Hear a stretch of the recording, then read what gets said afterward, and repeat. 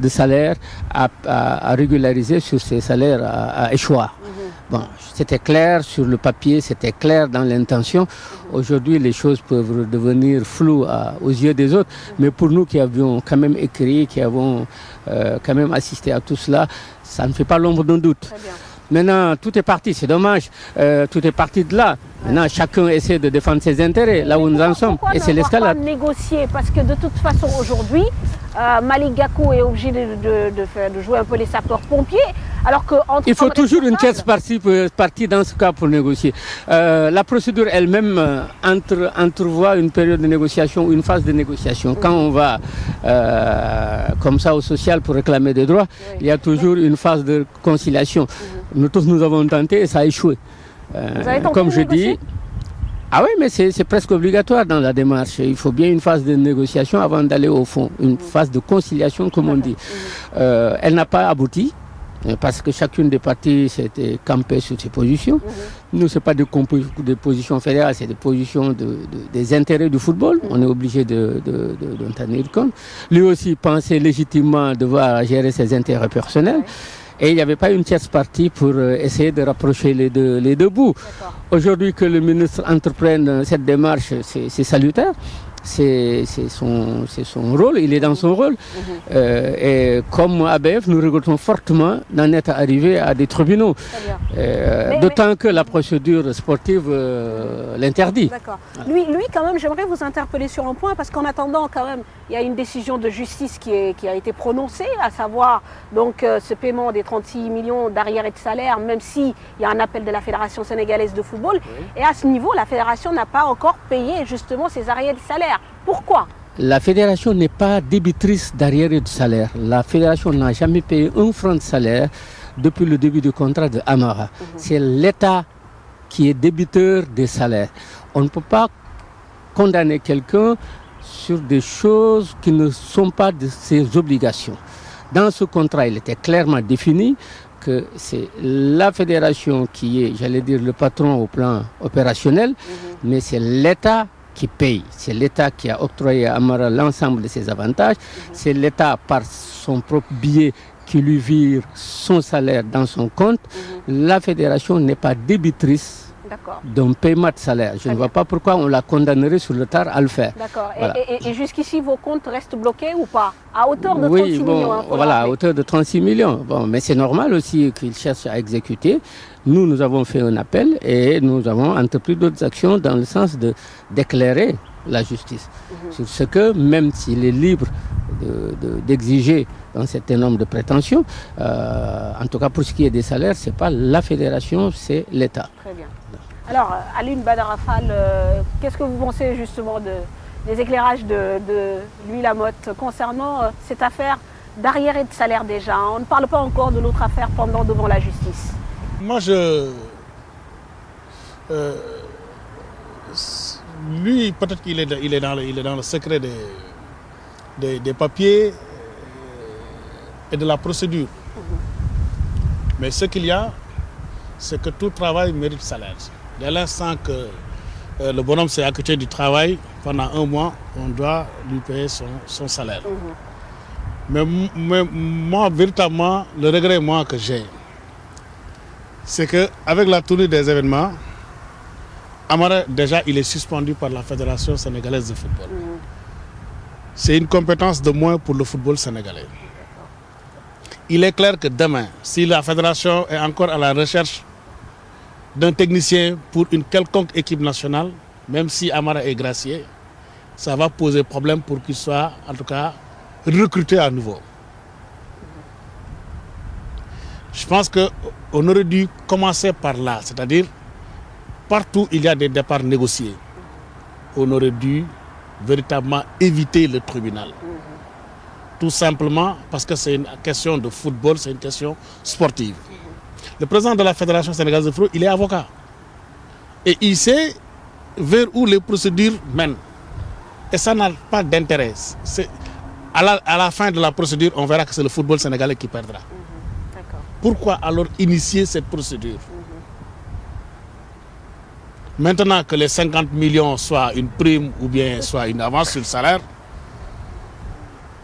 Parce que c'est clair qu'au début, quand les gens négociaient pour prolonger le contrat d'Amara, on avait dit qu'Amara demandait 60 millions, c'était clair.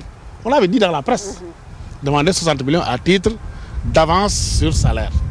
Maintenant, les 50 millions, d'où ça provient, qui a donné ça, dans quelles conditions on a donné ça, ça nous ne le maîtrisons pas, quoi. Très bien. Mais ce qu'il y a, c'est qu'il faut que ça cesse, il ne faut pas que cela fasse jurisprudence, que demain, ou bien que dans 10 ans, ou bien que la fédération passe son temps à aller au tribunal pour régler des questions de football. Ça, il faut que l'on arrête cela. Il n'est pas question aujourd'hui que l'on parle de reconstruction ou bien que l'on veuille des résultats, parce que le ministre, moi je l'ai entendu à la passation de service, il a dit qu'il est venu pour faire des résultats. Si on passe notre temps au tribunal, on n'aura pas de résultats. C'est-à-dire qu'il faut que cela cesse, il faut que cela arrête. Amara, il n'a qu'à revenir à la raison, la fédération n'a qu'à lâcher du lest, et puis voilà, la vie continue. La vie continue. Moi, je verrais bien Amara en train d'entraîner une équipe de minimes quelque part dans le pays. Pourquoi pas?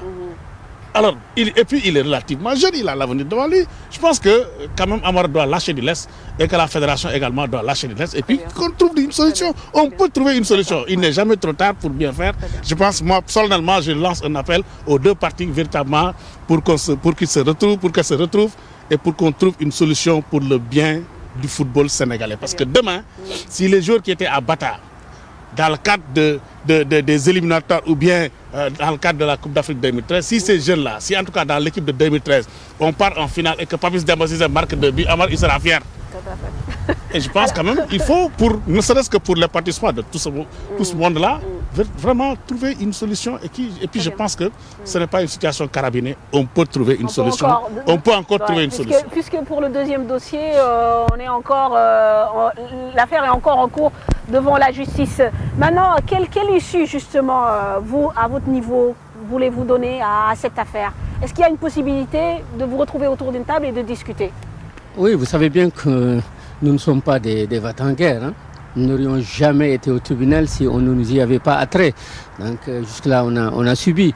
Je voudrais dire que la situation qui a valu à Amara de saisir la justice, Ablaye Sarr et Mayacine Mar l'ont vécu textuellement. Mais eux ont pensé que le monde continuait, qu'il ne fallait pas fermer toutes les portes. Ils ont préféré discuter, négocier avec la fédération. Je crois que des solutions très sages ont été trouvées. Ils ont été payés même par la fédération directement pour simplement éviter que ce soit des procédures avec l'État qui soient très longues. Et voilà, ces gens ont mis en avant demain les possibilités de se retrouver, puisque dans le sport, c'est une boule qui tourne. On finit toujours par se rencontrer. Et c'est vraiment le message que je lance à Amara. Aujourd'hui, 38 millions ne justifient pas, ne peuvent pas justifier qu'il soit à l'écart du football.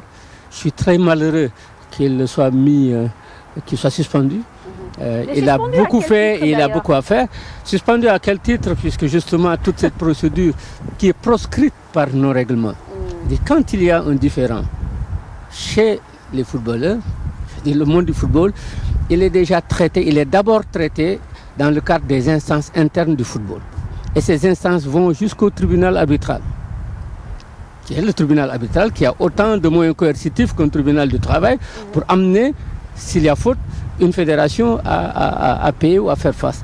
Mais en oubliant ou en ignorant tous ces recours sportifs pour aller directement poser le problème dans les juridictions civiles, Amara a violé des dispositions du règlement intérieur, des dispositions des statuts, que nous partageons avec la FIFA. C'est exactement les mêmes statuts. Et quiconque se met en porte-à-faux avec ces statuts, la première réaction est de le suspendre. C'est-à-dire qu'il y a rupture de banc. Il ne peut plus se prévaloir d'être dans la fédération pendant qu'il est lui-même en contentieux ouvert hors du football avec cette fédération-là. Voilà. Mais je pense que tout cela, c'est de l'escalade. Ce que je souhaite à titre personnel, c'est que rapidement on revienne. On a besoin d'Amara dans le football comme Amara a besoin du football, puisqu'il a choisi le football comme métier. Alors il ne faudrait pas que nous soyons mus par nos passions, j'allais dire par nos pulsions. Tu vois, qu'à un moment, il faut savoir s'arrêter et savoir que rien ne peut justifier qu'on en arrive à des extrémités. Très bien. Merci beaucoup, Louis Lamotte, premier vice-président de la Fédération sénégalaise de football, chargé de la commission communication et marketing. Merci beaucoup Aline Badara Fall, journaliste et directeur de la rédaction de l'Observateur. Merci à vous, chers téléspectateurs, de nous avoir suivis. On se donne rendez-vous la semaine prochaine pour un nouveau numéro de Parlons Foot. Merci au Terroubi de nous avoir accueillis. Au revoir, bonsoir.